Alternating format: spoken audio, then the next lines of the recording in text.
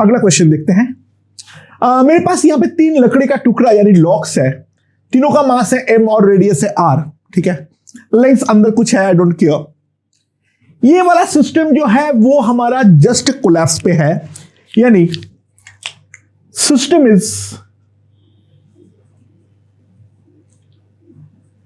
In verge of collapse. I forgotten to write it, ठीक है।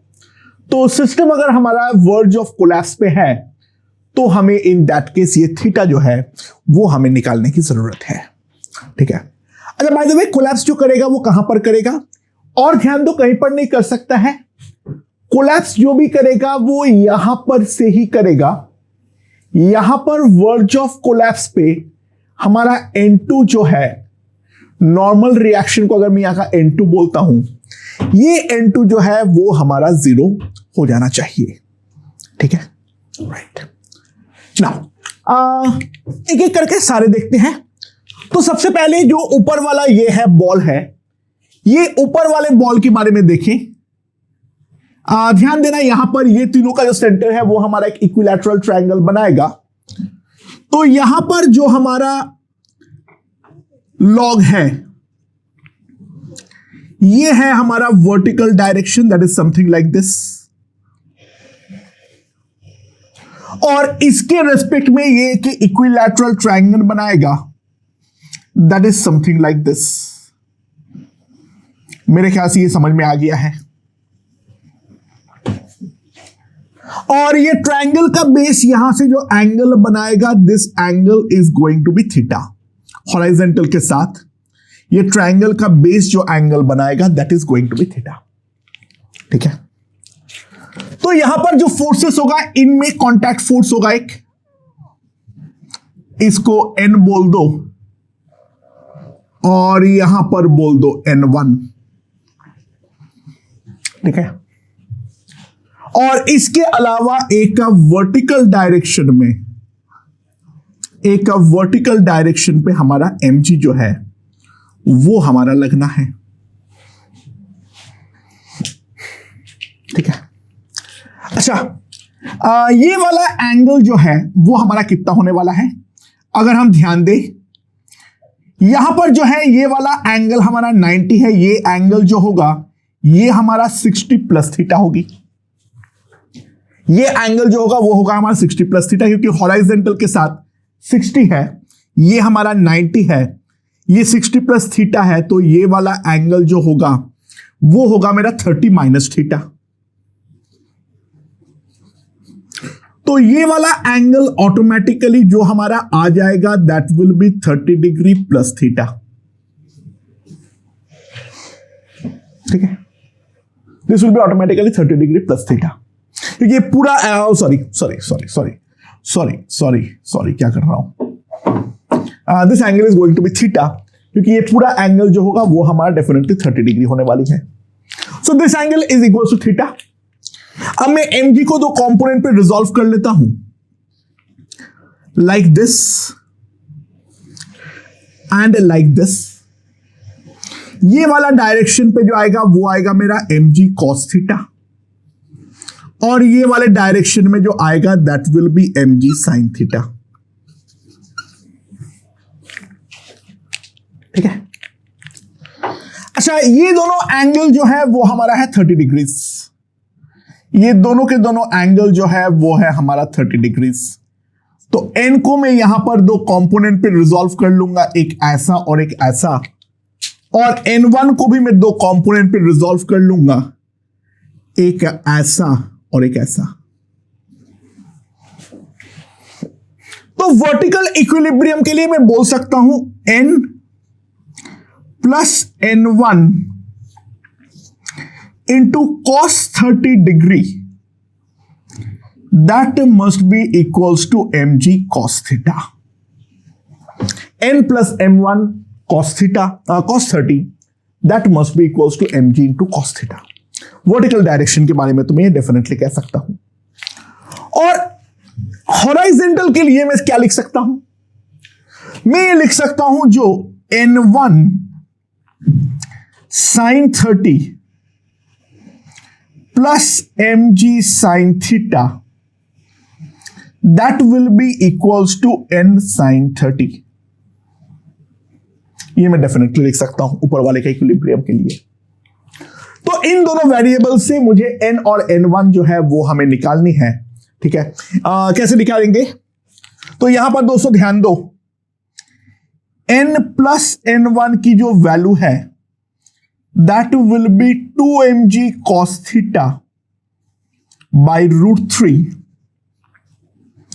और n माइनस n1 की जो वैल्यू आएगी that will be 2mg into sine theta.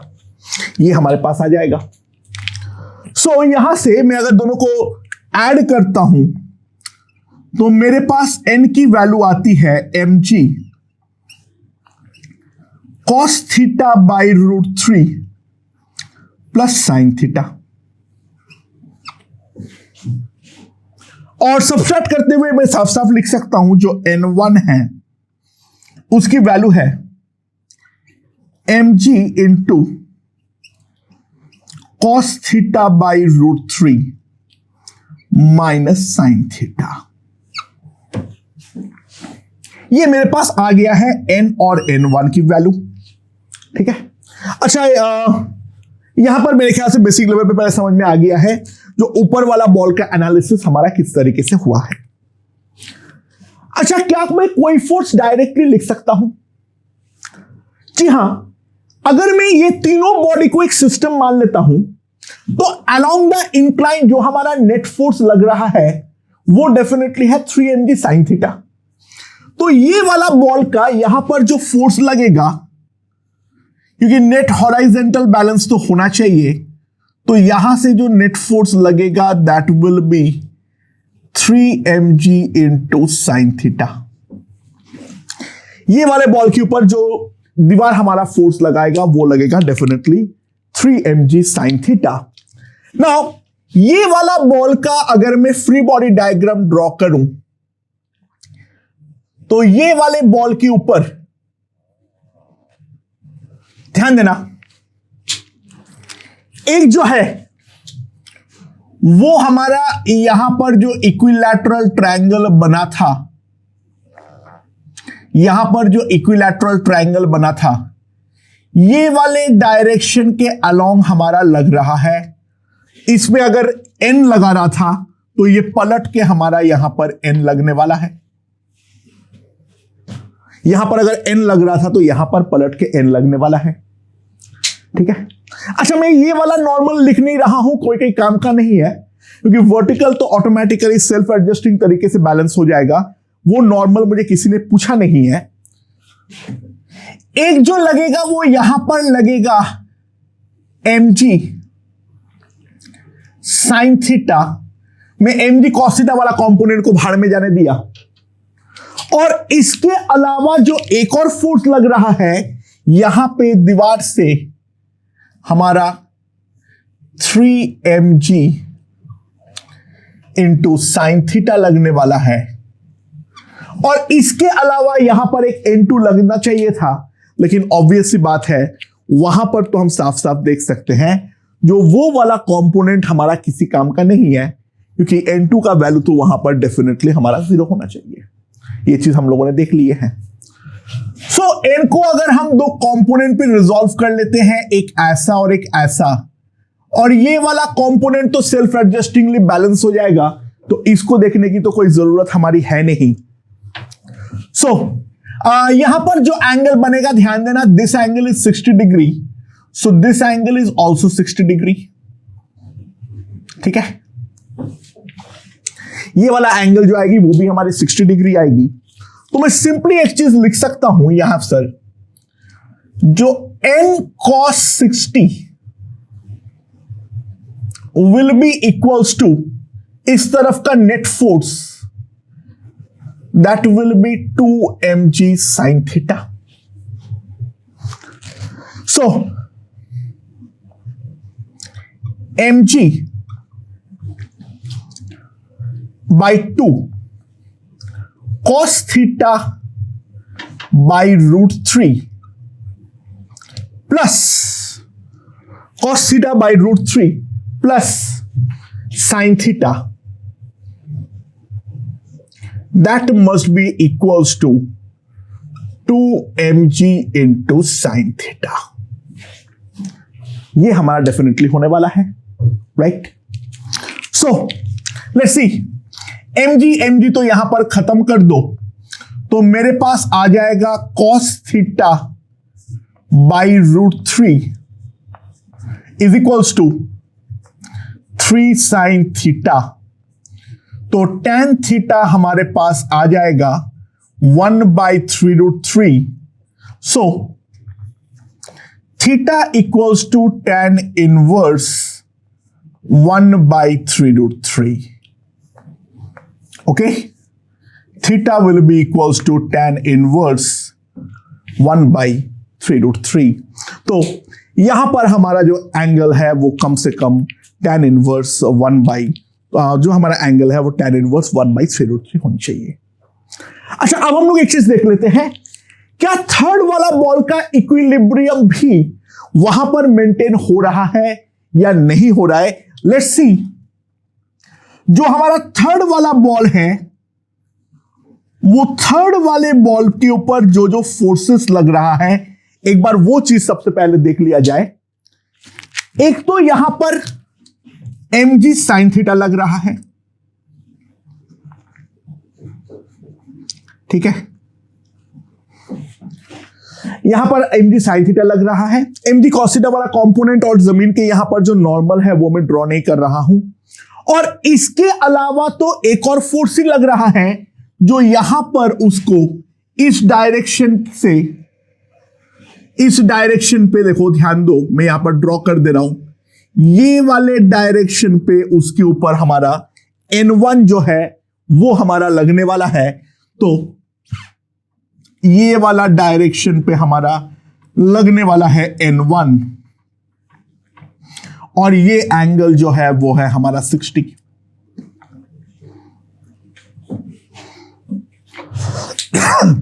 तो यहां पर अगर मैं बैलेंस करता हूं तो मेरे पास आ जाएगा जो mg sin theta must be equals to N1 into cos 60, यानी 2mg sin theta equals to N1 का वैल्यू आ जाएगा mg cos theta by root 3 minus sine theta, ये हमारे पास आ जाएगा, ठीक है। सो यहां पर हमारा mg कट, तो 3 sin theta will give me cos theta by root 3। तो tan थीटा मेरे पास ये आ जाएगा 1/3 रूट 3।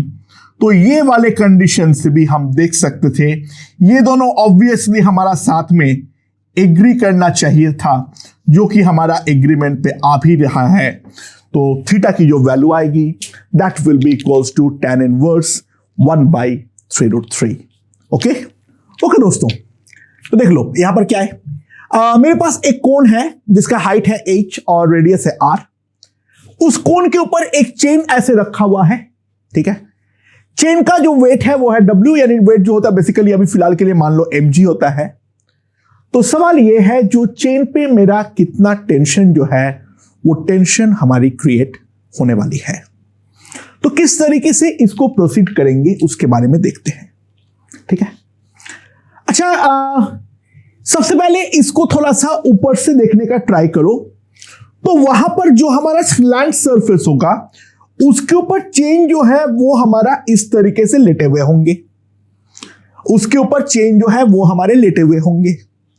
सो ये चेन का अगर मैं टॉप व्यू बनाता हूं, अगर मैं यहां पर एक चेन का टॉप व्यू बनाता हूं, तो टॉप व्यू में ध्यान दो, यहां पर अगर मेरा चेन का सेंटर है और चेन का रेडियस है मान लो कैपिटल R, ठीक है।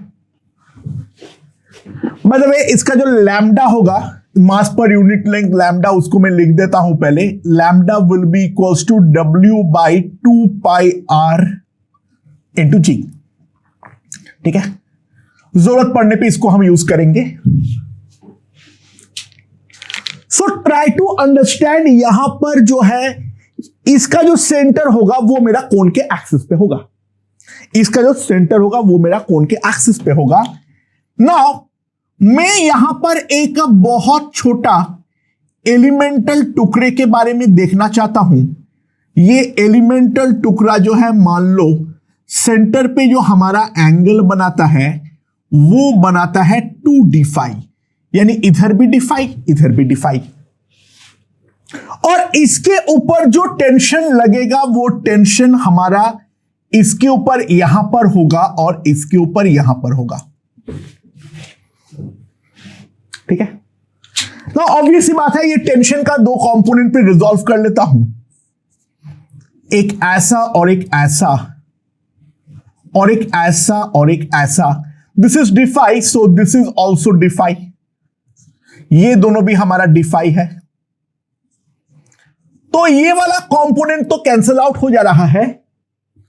तो टुवर्ड्स द एक्सिस, यहां पर अगर हम ध्यान दें, ये हमारा अगर एक्सिस है तो टुवर्ड्स द एक्सिस हमारा एक नेट फोर्स बचेगा, that will be equals to 2t into sine d5।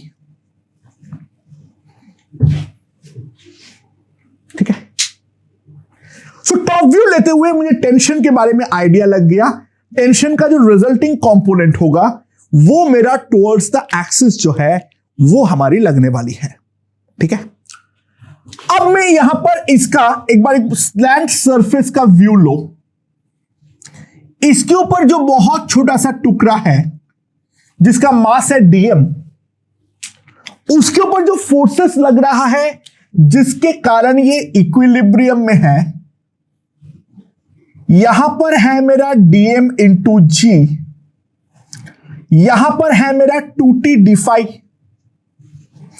ठीक है, साइन d5 को मैं प्रैक्टिकली d5 लिख सकता हूं, और यहां पर जो है यहां पर है मेरा नॉर्मल n सरफेस के परपेंडिकुलर डायरेक्शन में।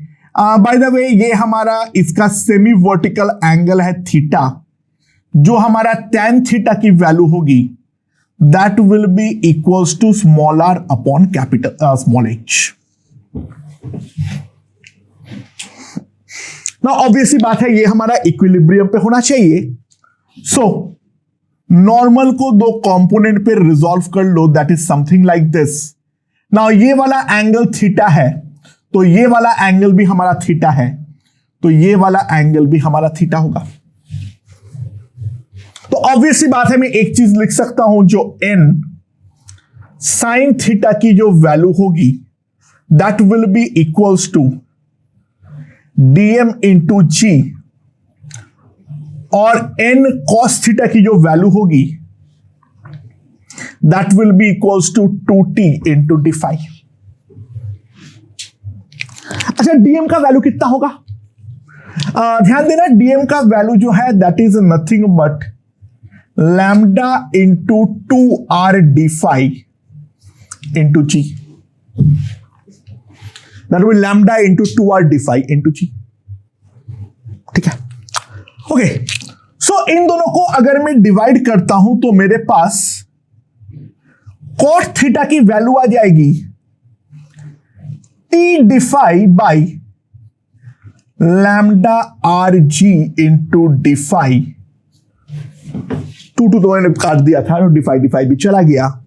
सो that will be equals to t by lambda R G, that will be w upon 2 pi. Now it's simple manipulation. cos theta का जो वैल्यू आएगी that will be h by small r, that will be t upon w by 2 pi. तो tension t जो आएगी that will be WH upon 2 pi r। Okay, यहां पर tension T जो आएगी that will be equals to WH upon 2 pi r। मेरे ख्याल से ये टेंशन के बारे में बात हमें समझ में आ गई है। इसका फ्री बॉडी डायग्राम देखना सबसे ज्यादा इंपॉर्टेंट था। एक बार टॉप व्यू लेना है और एक बार जो है इंक्लाइन के अलोंग व्यू लेनी है। ये जो दोनों बातें हैं वो साथ में समझना बहुत ही ज्यादा इंपॉर्टेंट था।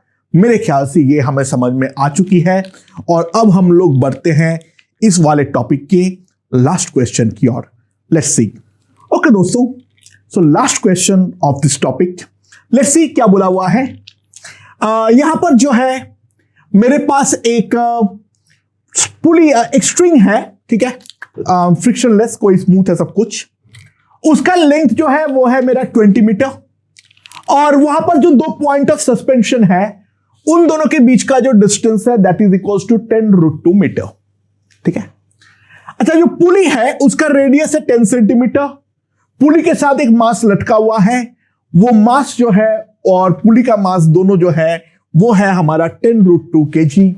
तो सवाल ये है जो पुली के ऊपर पर यूनिट लेंथ जो नॉर्मल रिएक्शन लग रहा है उस चीज की मैग्नीट्यूड कितनी है। नाउ बिफोर वी स्टार्ट दो बातें को पहले समझते हैं। Number 1, string and pulley are smooth. String and pulley are smooth. तो स्ट्रिंग एंड पुली अगर स्मूथ है तो that implies T remains same, T remains same everywhere। हर जगह पर जो टेंशन की वैल्यू होगी स्ट्रिंग में वो तो हमारी डेफिनेटली सेम ही होने वाली है, ठीक है। अच्छा, और दूसरा और एक इंपॉर्टेंट बात है, जो हमारा रेडियस ऑफ पुली है that is much less than the length of string। That simply implies we can take it as a point। तो शुरुआती दौर पे इसको मैं एक पॉइंट सस्पेंशन की तरह ट्रीट कर सकता हूं। तो जो मेरा इक्विवेलेंट फिगर है वो इक्विवेलेंट फिगर को सबसे पहले समझते हैं एक बार जल्दी से। यहां पर हमारे पास दो धागे हैं और यहां पे क्योंकि दोनों का मास हमारा इक्वल है तो 2m मास लटका हुआ है लाइक दिस। एंगल निकालने के बारे में बात आती है तो ये वाला लेंथ जो है वो है हमारा 10 और ये वाला लेंथ जो है वो है मेरा 5√2। तो ये एंगल जो होगी that angle is equals to 45 degree, ठीक है। सुनाओ, यहां पर स्ट्रिंग में टेंशन है T, यहां पर स्ट्रिंग में टेंशन है T। दोनों जगह पर टेंशन जो है वो मेरा TT है। And now if I resolve into components, एक ऐसा और एक ऐसा, 45 डन। और अगर मैं वर्टिकल कंपोनेंट को रिजॉल्व करता हूं तो 2t sin 45 that will be equals to 2mg। So t की वैल्यू जो आएगी that will be equals to √2 into mg। तो mg का वैल्यू हो जाएगा 10√2 इंटू 10। तो टेंशन T की जो वैल्यू लग रही है that will be equals to 200 newton. Tension T की जो वैल्यू है that will be equals to 200 newton, ठीक है। नाउ अब ध्यान दो, अब पुली पे आओ। अच्छा, ये वाले पुली को अगर मैं विजुलाइज करूं तो ये वाले पुली पे साफ साफ ध्यान दो, स्ट्रिंग जो होगा वो हमारा 45 डिग्री एंगल बनाते हुए जा रहा है। यानी जहां पर टेंजेंट का एंगल हमारा 45 डिग्री होगी, यानी समथिंग लाइक दिस, यहां पर और यहां पर इस तरीके से हमारे जो स्ट्रिंग है वो रैप्ड होने वाली है। That is something like this. दोनों तरफ एंगल जो होगा वो बनेगा मेरा 45 डिग्री। ये वाला और ये वाला दोनों हमारा 45 डिग्री बनने वाला है। ठीक है, समझ में आ रहा है नहीं आ रहा है? तो अब अगर मैं कोई बहुत छोटा टुकड़ा काटता हूं, ठीक है, अगर मैं कोई बहुत छोटा टुकड़ा काटता हूं जो कि सेंटर पे एंगल बनाता है, मान लो कोई डिफाई एंगल बनाता है, ठीक है, कोई डिफाई एंगल बनाता है, और वो टुकड़े को काट के अगर मैं बाहर करके लाऊं, तो दोस्तों सिनेरियो मेरा कुछ इस प्रकार से बनेगा। स्ट्रिंग में टेंशन तो हर जगह पे मेरा टी होगी, तो यहां पर भी मेरी टी है और यहां पर भी मेरी टी है। यहां पर एंगल जो होगी दैट विल बी डिफाई, और यहां पर भी जो एंगल होगी that will be equals to d phi. So यहां पर दो कंपोनेंट, यहां पर दो कंपोनेंट, डिफाई, यहां पर भी डिफाई, ये वाला एंगल भी डिफाई। तो ऑब्वियस सी बात है इसकी रिएक्शन में यहां पर एक नॉर्मल फोर्स लगेगा dn। So what I can say is that 2t into sine d phi that will be equals to dn। हाँ सॉरी, मैं डिफाई का टुकड़ा काटा था, sorry, it will be d phi by 2, sorry, हाँ यहां पर डिफाई बाई 2 आएगी, तो यहां पर हो जाएगा साइन डिफाई बाई 2। तो मेरे पास ये आ जाएगी जो t into d phi that is equals to dn। ठीक है,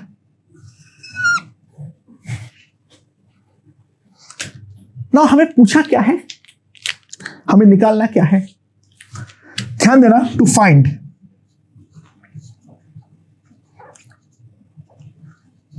dn by dl, and dn का value is nothing but r d phi, so I can simply say this will be equals to dn by r d phi। Length जो है वो तो r d phi है, तो normal reaction पर unit length जो आएगी that will be equals to t d phi divided by r d phi, this is gone, this is equals to t by r। तो मेरे पास ये आ जाएगी जो dn by dl that is the normal reaction per unit length, t का value है 200, r का value है 0.1, that will be 2000 Newton per meter। This will be 2000 Newton per meter। Okay।